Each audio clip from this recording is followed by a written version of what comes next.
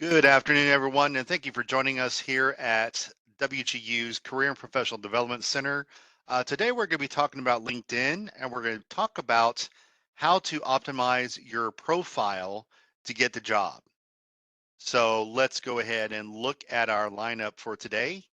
We will talk about general tips for job searching while using LinkedIn, how to get your LinkedIn page set up for that.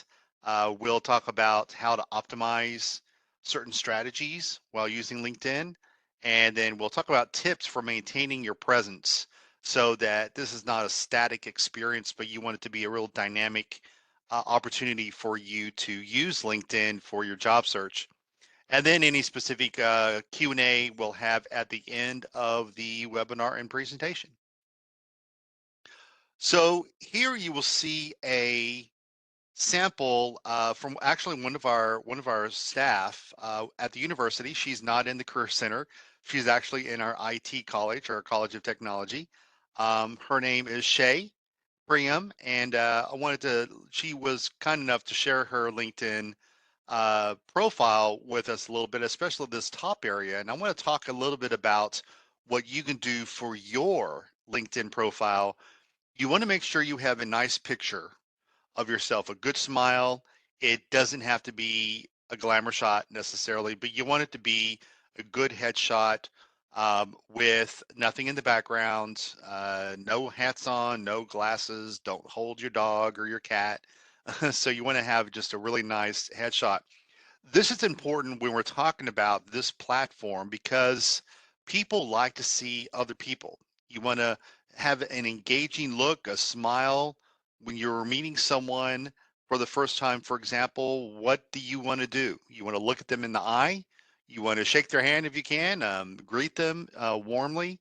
So that's the purpose of this picture on LinkedIn, because this is an opportunity for you to network and you want to meet other people. So you want to make sure that your picture is as engaging and warm and inviting as possible. Now, behind her picture, there is what they call a banner, and you want to find something that would be, let's say, relevant to your industry. That would be nice. Nothing too busy, nothing too flashy, but it is something that again adds a sense of engagement. So when we're talking about social media, and LinkedIn is not necessarily social media, it is a professional networking tool, unlike Facebook, although you can engage other people with Facebook and with Twitter, or X, sorry, X, or TikTok, or any of those others. The difference is, and especially when it comes to the algorithms that we'll be talking about as well, the difference between LinkedIn and the other platforms is that the other platforms like Facebook, TikTok, X, and the others, those are designed for entertainment. Some will use it as a marketplace, but LinkedIn's algorithms are specifically designed for professional networking. So that's how that works in the background. And that's why some of these tips are going to be specifically geared toward what can you do to optimize your profile for your job searching, for your networking, so that when those recruiters are also using this platform to find talent, you want to be as much at the top of that list as possible. So you will see there with her name, she has a little speaker. If you see the little speaker, that's the feature that you can add if you want someone to be able to pronounce your name correctly. That's also, it adds to that engagement as well. She has her pronouns, that's optional, that's there, but all of these little things do add to optimizing her profile to get the attention of recruiters, to use those algorithms that will kind of put up a bat signal, if you want, to bring attention to her profile. Now, under her name, she has specific keywords that are relevant to her industry, and they're relevant to her future oriented career path. It's not about her past. Your resume, for example, is a history of your work experiences, your education, things like that. As you're looking for jobs, LinkedIn is all about your present, going, future career path. So she has cross-functional leader, affable conversationalist, sorry, business intellect, strategic planner, data and research geek, advocate for education because she works here at WGU. The other thing, after we developed this presentation and working with some of the other folks from the School of Technology, we also were able to realize that you could put hashtags under her name as part of this so that those hashtags can be used to get the attention of recruiters. For example, Shay here is works a great deal with our degree program in data analytics. So she might have put data, hashtag data analytics, spell. So she could put those hashtags as part of her profile. That's there. You could do the same thing. If any of you are in, say, the HR management program, you could put hashtag HR, hashtag HR manager, things like that. If you're in our IT or cybersecurity, you can do the same thing. Hashtag cybersecurity, hashtag information security, anything that's relevant to your industry, you can put in there as a hashtag, and that will again trigger those algorithms to your favor. Now, this is all again building into what we call a job search CEO. So those search engine optimizations like Google, for example, one of the objectives you want for yourself is to rise to the top. How can you get to the top of that list so you're found first and you're not pushed down, say in that Google search to the second or third or fourth page, for example? Well, the first thing is you want to be able to identify your job target. What is your career trajectory getting your degree from WGU? Why did you first choose this particular degree and where do you want it to take you? Identifying your job target. Then I would recommend that you look at some sample job descriptions for the roles that you would be interested in. Highlight keywords about the minimum required qualifications. That's going to be really important. What are the specific keywords that identify this role that you would be looking for? You can make a list of them. You can keep them on a second list, for example, on a piece of paper or whatever, so that later you can go back and be able to identify some of these keywords on your resume, identify these keywords on your LinkedIn profile, because again, those algorithms will be working on not just general descriptions, but some specific pointers to the kind of job that you want. The other thing is do some research for the companies you might want to work for. Follow employers that's on there. So if you're following employers and you're doing the research you need, then again, that's going to increase your SEO score so that you're found a little quicker than you would be on job searches. Now, you'll over to the bottom left, so to speak, you'll see how to utilize LinkedIn, the LinkedIn alumni tool. And then we have instructions if you want to be able to find that or identify that to connect with other professionals. So a lot of folks will say, where are other WGU students going? Where are WGU graduates going once they finish their program? How can I connect with them? How can I be able to network with my peers? The alumni tool will help you do that. So I will make sure that I've got some links in the email that I'll send out to everyone to be able to find that specific site for the alumni tool. It's a great way to also conduct informational interviews. If you want to find out more about how did they get there, because that's where I want to go. What did they do? How can I follow their example? Informational interviews is a great way to connect and get involved with those folks. It's also a good way to create a job search plan. Now, we have a specific program with the Career Center called Career Milestones.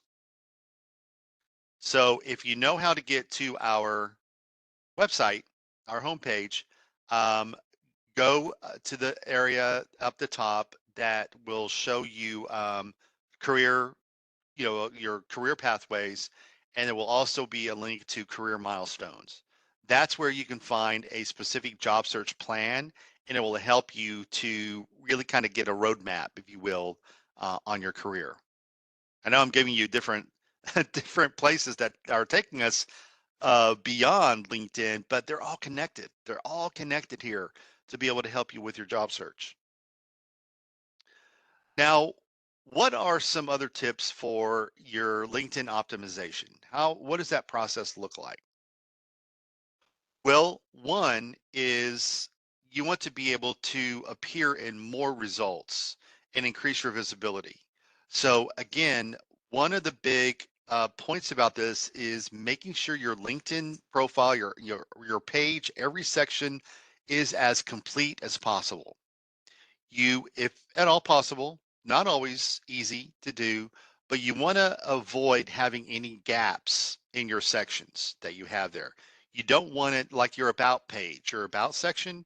You don't want that to be just a few lines. You want that to really be as detailed and robust to tell your story as much as possible. So that that ties into building and strengthening your professional brand. That's where employers are going to look at that top part of your LinkedIn page, your picture, your keywords, any hashtags.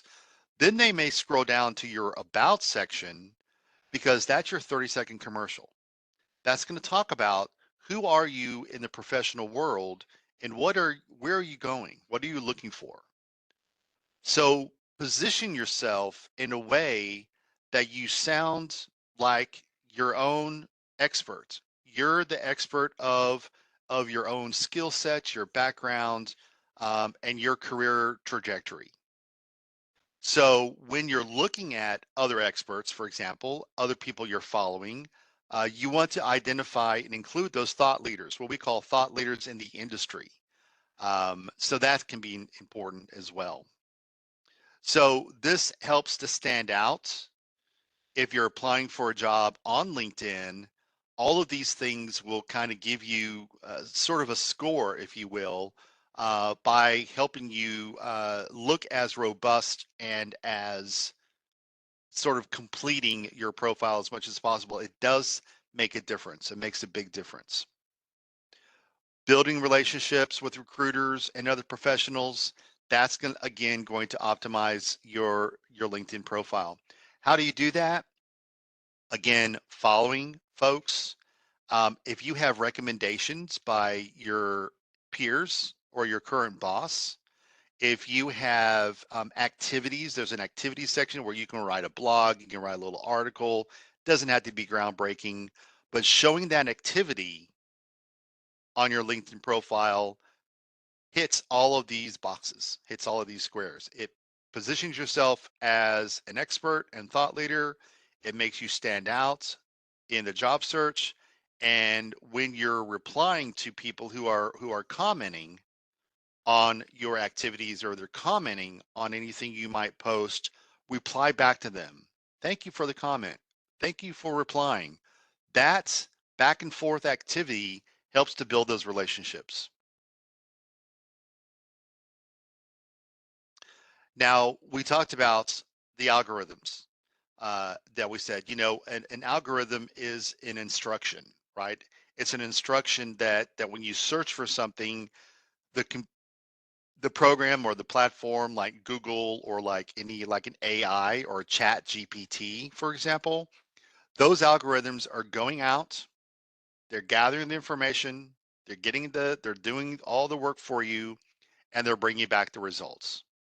That can help determine what you see and what you're recommended to based on your search. So look for specific and related terms. Again, some of my examples, let's say with IT or cybersecurity, you don't want to just look for jobs that are in IT.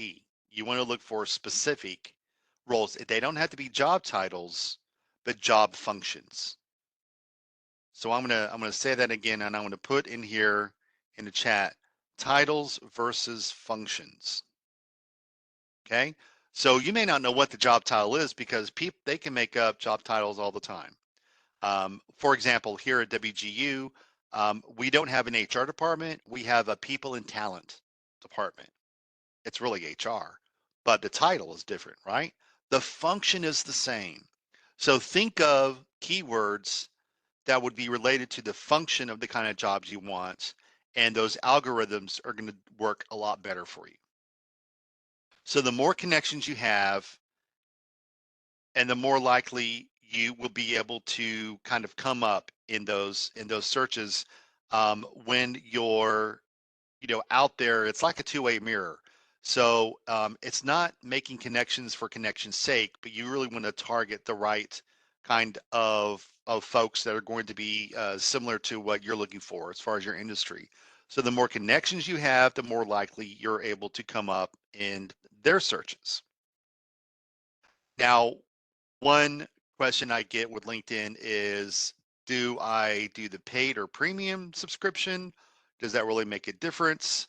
Some people will say yes. Some people will say very little, but you're paying on a monthly basis. So they really are kind of artificially boosted in a sense to say it's not really required. You're not going to get, necessarily a secret list.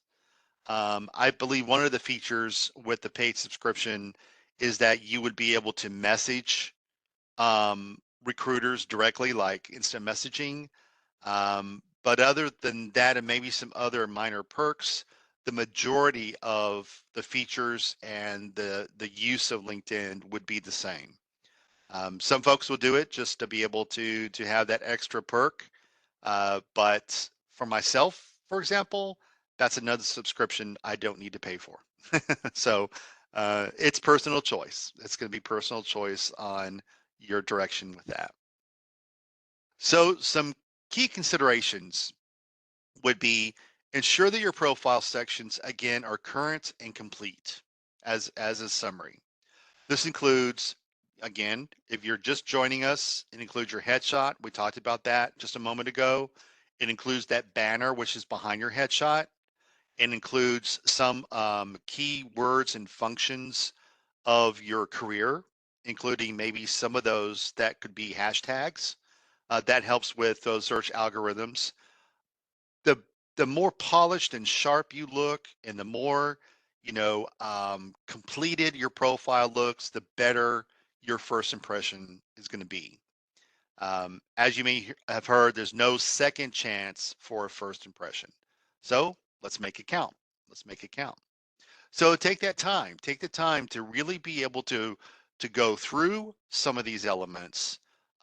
If you don't have some of the required areas, I say required, quote unquote.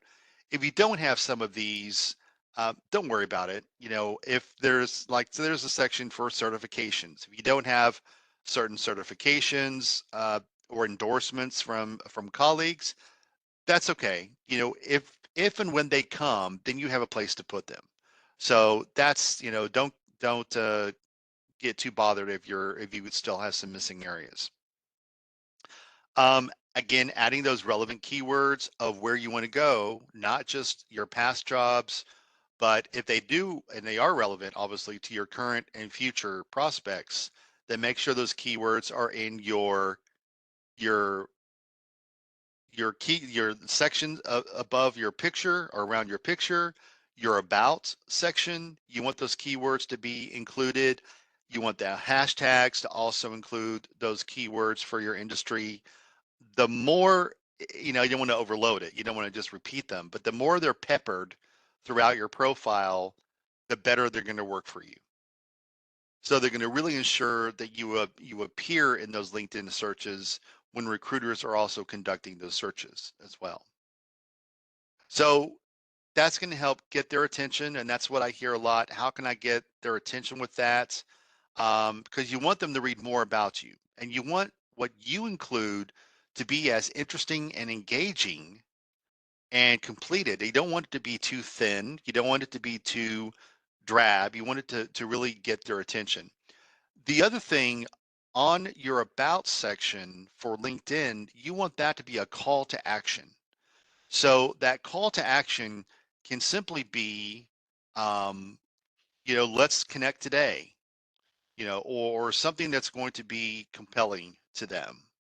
If you're looking for a robust and engaging business partner, let's connect today and talk about solutions. Invite them to connect with you, in other words. Okay, some other areas of focus would be, again, in that headline at the top, skills are king or queen. Skills are where it's at. So as long as you can identify some of those basic, skills that are there, that's relevant. That's going to actually cut across a lot of lines. You want that to be part of your resume. You want that to be on your handshake profile. That's a whole different topic. You want that platform handshake to be as complete to 100% as well. So all of these really help with that optimization for your job search. Feature sections, you want to highlight your courses from your schoolwork, articles, maybe little blogs. It could be like 3 lines, 3 or 4 lines of something you've discovered in a positive way about your industry. Just to be able to show that activity and to get other people's attention, reply to people's comments, as we said before. There are other sections about learnings. If you've taken another webinar, if you've done Coursera, or if you've done edX is one platform that's a learning platform. LinkedIn Learning, which you have free access to. Did you know that? LinkedIn Learning at the top of your screen to the right, it just says learning. If you click on that and you sign in with your WGU credentials, you have free access to all of the different modules. Search around. If there's something you're lacking, if there's a gap in your skill sets and your knowledge of your industry, see if there's a module out there to learn a little bit more about it. You can include that on these different feature sections on your LinkedIn profile. You can add videos if there is, don't go crazy. It's not TikTok. But if there's something that you want to, again, add as a learning element, that could be pretty cool to add to your LinkedIn as well. So really, you want all of this, whatever you decide to do or continue to experiment with, they really need to be relevant, obviously, to the kind of job you're seeking. That's going to be, obviously, um, a big part of this. As I said earlier, that about section, that's kind of like your 30-second commercial or your elevator speech. It's about yourself as you're making your way toward the jobs that you want. So those opportunities for keywords, rich skill descriptors can go in that about section. That's a really good and very strong section that you can build up. So some other areas of focus in your experience, that key area for your jobs, when you're listing your jobs, try to identify any transactional types of keywords or transitional that's transitioning from what you did in the past to what you want to do in the future. It's a real hot spot to be able to show those what we call transferable skills that you have. A lot of folks may not think about that at first, but begin to think in those terms. What are the transferable skills that I have gathered or gained from my past jobs that would be relevant to the kind of job I want to do next. That could be a real good hotspot for those skill sets. All right. So again, some similarities that this can function sort of as a resume, but it's not your resume. But you can really tell your story in a little bit more of a conversational way that your resume doesn't. So it's not restricted by space, by format, by writing style. Um, so I know folks will say, well, how long should it be? If we're talking about paragraphs, and a paragraph, let's say, could be 4 to 5 lines, I'd say no more than 2 or 2.5. You don't want it to be very wordy. You want it to be able to be a nice um, capsulized summary of your 30-second commercial. Again, you can use keywords. You can use, if you decide to put hashtags in your about section or your experience section, put them at the very bottom. Don't pepper them through the paragraphs, but put them at the very bottom of that. That just helps to kind of keep things nice and clean, if you will. All right. Other areas that this can serve as a portfolio. So I know folks who are in the IT field, if you're in healthcare, for example, a portfolio of your clinical or field experiences can help demonstrate projects, learnings from those experiences, and how they've applied. How have you applied the things you've learned, your application of knowledge? It's very common again in the IT world, also in healthcare, and in teachers college can also use portfolios as well. So it's a really good way to add this to your resume that makes it much more accessible. Now in the IT world, it's a little different. There could be some other ways, and we're going to talk about that in just a moment. But a LinkedIn page can also serve as that portfolio. Now, for folks who may be in the IT world, that portfolio information can be on different platforms. So you want to be aware that, first of all, as you may know, you're not allowed to publicly share solutions to assessments, right? So you can talk about other projects that you've done, but when it comes to WGU assessments and things like that, you want to not share those solutions because that could be a no-no for that. All of these areas can be a repository that can be shared in private ways. GitHub, GitLab, Azure, AWS, some Google platforms can also be helpful with that. So if you're sharing work products, that could be important. Make sure that there's a specific code that you can only share with the recruiter, for example, if they're looking for something to show, some examples of your work. So another area of caution when you're deploying projects to cloud solutions, just be aware of any kind of behind the scenes fees, if there's anything like that. Again, we talked about subscriptions to certain things. They can add up and be a little bit costly. So for those who have just joined us, or if you have joined us a little bit later, we spent a lot of time on skills and some key areas of focus for this. When you look at the skills section on LinkedIn, you may only see the top 3 skills, right? You'll have to open up that section to see everything else, but that's okay. But make sure that those top 3 skills that are visible when you first look at your profile are your top main skills. Make them as relevant and hard skills as possible, and then save the soft skills or other things for the rest of the list. Now, I would have to I'd click on that to open up that listing of all the skills. But again, those top 3 skills should be attention grabbers to get folks' attention. We talked about endorsements. You can ask colleagues. You can ask, folks that have worked with you for connections, and these can be really relevant to give kind of references and that endorsement of a good worker that you are. So that can be helpful. All right, and we covered those skill sets that the algorithms are still going to work. You know, if you don't see those top three at the top, that's okay. Those algorithms will still pick up all the other skill sets. And again, I'm going to make a connection because it's kind of similar to Handshake.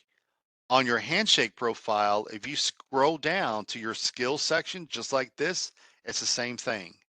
Make sure if you're adding skills to your Handshake profile that you click that blue button that says add skills. Otherwise, you've selected them, but you didn't add them. And I bring that up because I've seen that most recently, a little bit this week and some last week when I was reviewing Handshake profiles. People had like, you know, 8 or 9 really good, strong skills. They selected them, but they didn't add them. So we want to make sure you add your skills to both platforms. All right. So building a network strategy, connect with those in your field that you want to be part of. Don't just accept invitations or connections for anybody that's not in your field. The more you can select those people that are in your industry, again, the better you're strategizing a powerful network. So connections and that relevancy that we talked about are really strong signs for the algorithms to continue to build on that success. You know, it means that you're growing and you're having a healthy profile, you're having an active network of professionals, and that just strengthens kind of that CEO, that search engine optimization aspects of LinkedIn. Here are some tips for you to consider as you're doing that. So you can look those over. Make sure your profile is public. You know, that indicates transparency. It allows for more connections and recruiters to find you. You can go to your, you know, me up at the top where it has your picture and says me. Click on that. Click on view profile and then look at the different options, the privacy options. You can even select who can see your profile. So do you want it to appear to other LinkedIn members, only recruiters, things of that sort? If you're concerned that your current employer might think that you're trying to jump ship or you're trying to get out of there, here's a tip, select and choose flexible. There are two settings. One is basically saying, I'm ready to go now, hire me today, which is great. If it's not a problem, that's not a problem. Go for it. But if you are concerned, if your current employer might think, you're trying to jump ship, so to speak, you can check flexible. And that basically says, hey, I'm just looking, just kind of testing the waters out there to see what's out there. So that's one tip that you can look at. I Tim, that's a good question. I would if you can select as you select the different sections, I would say yes in a general way because you want recruiters to see your most current and strongest parts of your profile. Um, if you can select some, it's like, well, I don't want them to see this, then you can, kind of think as a recruiter. If you're trying to get their attention, what is it that you want to really highlight to them at, first for that? So that's how I would follow that. Following relevant pages, following relevant, again, people in your field, even desired companies. I would say you want to make your profile really public to those folks as well at all possible. You could take part in LinkedIn groups. So there's a way that you can just search for different LinkedIn groups, specifically if you're in a highly visible or a special niche of an industry and there's a group for that niche, um, join that group, and learn from the people that are there, or start your own. Um, I would rather find that one that's already been developed That might be a good way to start off with that. But either way, you want to be active. You want to be able to read and comment on articles yourself, publish again your own little blogettes, if you will, some sentences that are relevant to your field, but make them compelling, to where they get people's attention. Engaging conversations, all of these things. And there's kind of a cycle, if you will. Um, how often should you do this? Is there a schedule I need to follow? There is. I'm going to show you that in just a moment. So again, that alumni tool here is where you can find information for that. When I send this video to you, you should be able to click on these hyperlinks to learn more about the alumni tool, informational interviewing, networking message examples. A lot of folks are like, I don't know what to say. How do I connect with other people? What if I'm an introvert? Well, we have examples of the messages that you can take, create your own, or if you want to use ChatGPT, you can do that too. Pull up ChatGPT and say, I want to write a LinkedIn invitation message for the cybersecurity industry in only 5 sentences or 5 lines or 3 lines or whatever it is. Um, so try it that way and see if that comes up. And then take it, anything you do in ChatGPT, take that and be able to put it in your own words. Take it and to say, okay, here's a good start. It's just for inspiration. I wouldn't do a verbatim cut and paste with ChatGPT. It's good to use. It's legal. It's ethical to use if you use it in your own voice. Now, we have other presentations actually that we are doing with ChatGPT. Um, that is in a whole different set of other workshops that we do, but we are addressing current AI functions and opportunities to use with your job search strategies. Exciting, exciting, exciting stuff. Here are other sections you can use, again, to incorporate a more robust LinkedIn profile.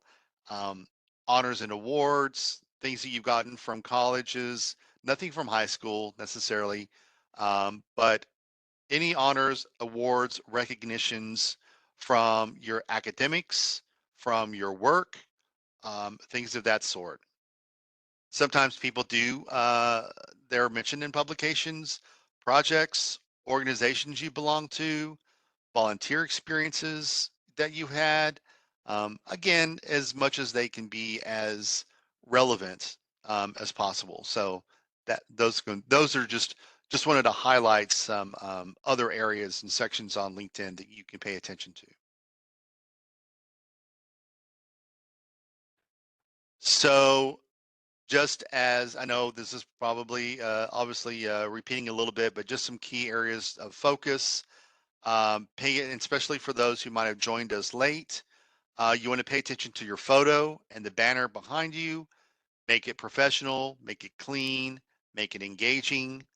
The use of hashtags throughout your profile. It's optional, but you can certainly add pronouns. You can add a voice recording of your name pronunciation, especially if it's something that you want to be clear and make sure that people understand how to say your last name, for example. If you learned other languages, or this has been something that I've seen as well, is folks who have a background in sign language, the American Sign Language uh, for that. That's just an example, but any other languages that you may know, again, that increases your value proposition when it comes to your professionalism that's behind you. Now, this is interesting. These numbers have grown already, but this is interesting to see kind of, what is still the relevancy of LinkedIn out there in the business world. Well, first of all, there are over 1 billion members on LinkedIn worldwide. 58 million companies are on LinkedIn. 250,000 plus WGU alumni are on LinkedIn. I think we're actually in the 300,000 WG alumni. And again, that's looking at the alumni tool. You can connect with your peers on that as well. 94% of recruiters use LinkedIn to find, vet, and hire talent. So that's why it's important that this be part of your own portfolio, if you will, of your professional self, because recruiters are out there, companies are present. It's the first place a lot of recruiters and employers I talk to say that they'll, especially if you're in the business arena, marketing, business management, healthcare management, accounting, any of those areas, MBAs, they're going to look at your LinkedIn profile and see how serious are you out there on the digital platforms for your job search and your professional image, your digital footprint. 78 job applications are submitted every 60 seconds. I'm just going to let that sink in. 78 applications are submitted every minute of the day. 3 people are hired every minute, every 60 seconds. This is data that comes from LinkedIn. So um, if you want to find other objective metrics for it, I'm sure you can. The point of this is saying, yeah, it's still relevant. there's still some importance for this as well. Um, Now, earlier I mentioned this, and I found some folks who found this very helpful for themselves, but you can send an audio or video recording. You can send it through a mobile app, you can send it through Messenger. If you decide to do this, like interview thank yous, if you have an interview, you want to send an audio recording to maybe the recruiter or the people you've linked with or connected with on LinkedIn, you can send an audio message to them. Informational interview requests, if you do a video, keep it no more than 25 to 30 seconds. Just a quick, even the audio can be, maybe 15 seconds. Just a quick little blurb to them would be helpful. And it's new, it's inventive, it's innovative. It's not inventive, it's innovative is what I meant. Um, Again, updating your industry list, keep it ongoing, keep it fresh, working for that. North American Industry Classification System standards, just take that whole wording, that whole title, take that, put it into Google search, and you'll get some really great industry lists that can help with that. Share your resume data, that's on there. You can share up to 5 resumes on LinkedIn. So look at that and see how it's scanned through those like JobScan, um, those sort of things, to where you can find out how does it score, how can you help, does it pull up those keywords to help with the algorithms to help you have a better resume. Posting on LinkedIn again can be very helpful. And then interview help would be under the jobs tab, and LinkedIn has added a new interview feature that would be under the jobs tab. I think that would be really cool to work with. If you've been to our homepage, it's almost like Big Interview. Big Interview is our platform that we use for interview preparation. LinkedIn has something very similar. So you've got a couple places to help with that.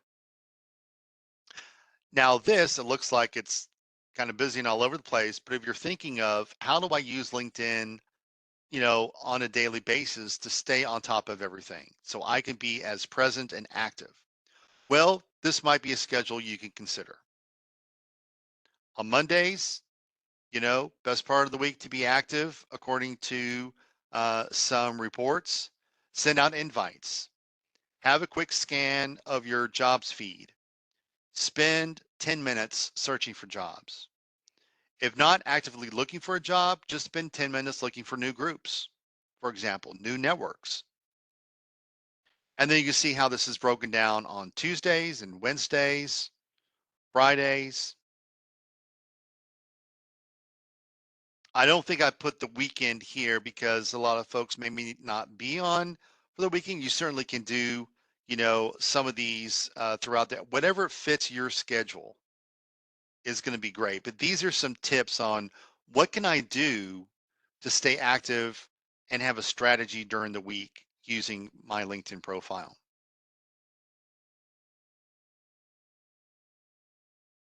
Now, again, when you get the video, you stop, you can pause at this section, you can write your own schedule out to be helpful for this.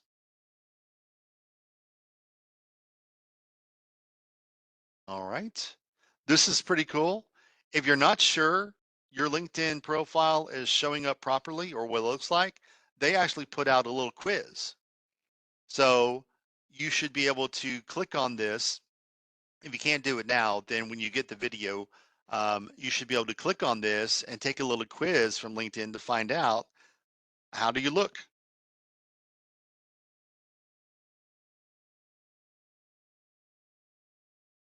See if maybe I can. No? Okay. All right. Well, that was, I know it seemed like it might have been quick. There was a lot to kind of weed through, uh, but I would like to do what I can with the time we have left to answer any questions you have. Again, if you're just joining us or you haven't heard me say this, you will be getting a copy of this recording. Once we have it rendered and it goes through its process, we send it out as a YouTube link, and some of the resources I'll make sure are included in the email so that if they're not clickable on the video, then you should get them as a resource page when I send this out to you. But if you have any questions based on our presentation, I'd be glad to do what I can. Do my best to answer them. So I'll let you now have the mic and you can have a chance to ask your questions.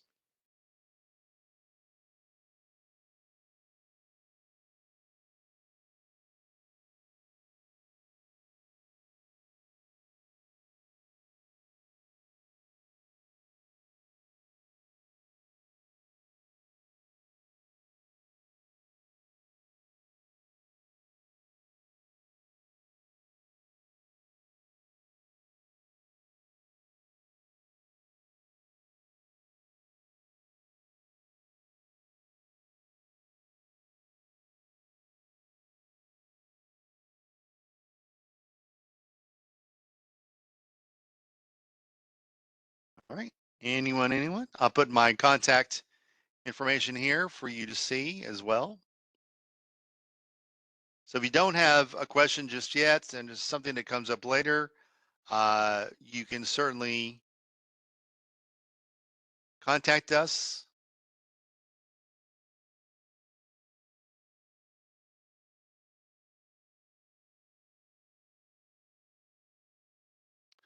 Let's see if I can unmute you.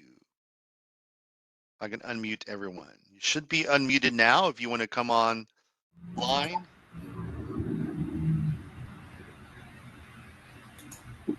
So I've unmuted everyone so everyone can hear. You might go back, but if you have something you want to ask, you can ask now.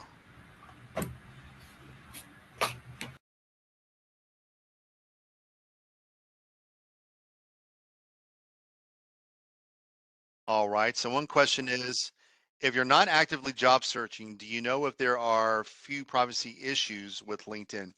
I think there's going to be a risk in just about everything that's there. I do know if you go to your settings, like I described earlier, you click on the me icon, view profile, then you can look and see. And if you scroll down, there's one for job seekers, and you can see who can see your profile or who can see your profile with that. Then you can select what you want with that, but it is an open forum that's out there, so it's not necessarily locked necessarily to the public. So just be careful of scams, things of that sort. Do your due diligence. So with those privacy issues, I hope that answers your question, Tim. I have a All right. question. Sure. Can you hear me? Okay. Yes. So this is probably going to sound negative. I don't know how to ask it without sounding negative. I've been on Okay. LinkedIn for more than 10 years. I've had multiple versions of my resume. I've had my LinkedIn profile professionally done. Um, I paid for premium for about 5 years. I just recently turned premium off because Hmm. in the 10 or 11 years that I've had LinkedIn, I've never had a job offer come from that. I've had some recruiters reach out to me through that, but I've never had any real success in landing a job. Hmm. And I don't know exactly when I joined, but it was a long time ago. I have an MBA and a BS and in business, and I'm working on a healthcare administration degree, master's degree at WGU now. Hmm. So my question is, does it really work? And I know you showed your little stat with 78 applications per minute and 3 jobs per minute, 3 jobs offered. But to me, that sounds really bad because that means 75 people who are applying aren't getting a job from Hmm. those 78 applications. So I don't, like I said, I don't want to sound negative, but my experience has not been very positive with LinkedIn. And I've actually thought about taking my stuff down completely just because it's been such a disappointing experience. I can't count the number of hours of my life that I've spent on LinkedIn doing stuff. Yeah. I'm sorry to hear that. Um, and all I can say is, we hear from both sides. I mean, this is a realistic experience from your experience. So, and there are others who have, better experiences, or they have had great experiences on LinkedIn. So I think that in your circumstance, what I could offer, and I know you said you had a professional person working with probably both your resume or your LinkedIn profile and all these things. Um, I'd be glad to take a look at it. Let's see what, I give some, pretty good practical, feedback. I might look at, and I've had this experience where I've looked at students' resumes, I've looked at their LinkedIn page, and like, it looks damn good. Why isn't it working?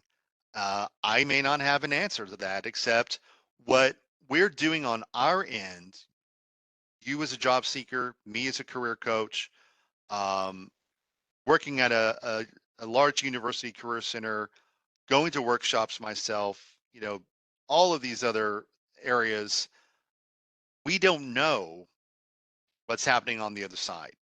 Right. What are the recruiters thinking? What are the employers thinking? This has been a battle I've worked with, and I've been doing this for 20 years, and I've worked at 2 major universities in the career centers, and I've talked to recruiters and I've talked to employers, and it's been a battle 100% of the time, to where it's like, why, when somebody's applying to a job and they're not selected to go to the next step, why aren't they being contacted, or what's happening to where the recruiters are not contacting you to say, this is why it didn't work? This is what I would recommend that now you focus on for your next application or your next interview. Some will do that and some don't. The ones I've asked directly, why isn't that happening? The responses I get, as frustrating and weak as this excuse may be, their feedback is, we don't have time to get into all of the details. It's an automated system maybe that rejected the person, or they didn't have what we were looking for. So instead of opening up a can of worms to try to talk to them, we just move on to the next person, for example. Um, I don't, I can't say that that is your experience, because you sound like you've taken all of the steps necessary and more, and something still is not working. Something's not connecting. Um, I like to offer at least my own 2 cents to look at your resume, look at your LinkedIn page, look at your profile, see if there's something I might see to say, oh, this might be something to look at, or I don't know if that helps, or, you know, That would be awesome. okay. And I'm not sure who I'm speaking with. I don't. My name is Ben McCool. Oh, Ben McCool. Okay. All right. So Ben, let's see how we can get in touch with you. I can put my WGU email in here if you want. Yeah, that'd be good. That'd be good. Let's do that. And then what I'll do is I'll send you a email from our office, so it's officially sent, and I'll put in some information to get us connected, and then we can start working together that way. Does that sound all right? Sounds great. Thank you, sir. All right, Ben, hang in there. We'll at least, I want to give you some help that I can. All right, here is another question from Tim. So you're applying to 2 jobs since joining the platform, about 1 to 2 years, but didn't apply through LinkedIn. I've gone to those specific healthcare organizations and applied through their career pages. I've also heard back, even though they've declined my application. Okay. All right. So yeah, I mean, if you're going directly to the company, that's great, and that's another way to make that connection. Um, when you're applying, when you put your LinkedIn URL on your resume, for example, that is at least one way to get them to circle back and maybe look at your LinkedIn profile to try to get that connection with them. All right. Well, we have just a couple more minutes left. So anyone else have any burning questions or comments they'd like to share? I'd be glad to help you out.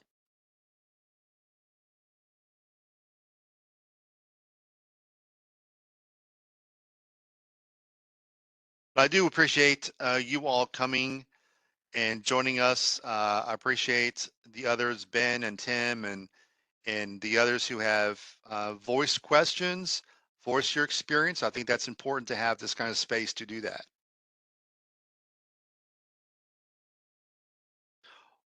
Well, I'm going to go ahead and just stop the recording so we can stop that going.